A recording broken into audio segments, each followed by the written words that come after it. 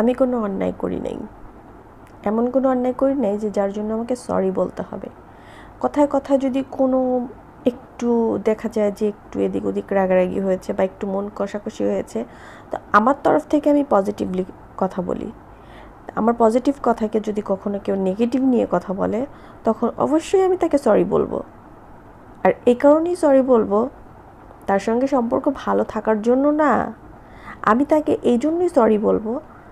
আমার প্রত্যেক সময় মনে হবে যে আমি ওই লোকটার কাছে তখন আমি সরি বলেছিলাম, এই কারণে সরি বলেছিলাম, যেহেতু আমার দোষ ছিল না তারপরও আমি সরি বলেছিলাম। আর এই সরি বলার মিনিং হচ্ছে তার সাথে আমার সম্পর্কের সমাপ্তি। সে আমার রক্তের সম্পর্ক হোক, বন্ধুবান্ধব হোক, বা যেই হোক না কেন, আমার সরি বলা মানেই হচ্ছে সেখানে তার সঙ্গে আমার সম্পর্কের ইতি টেনে ফেলেছি।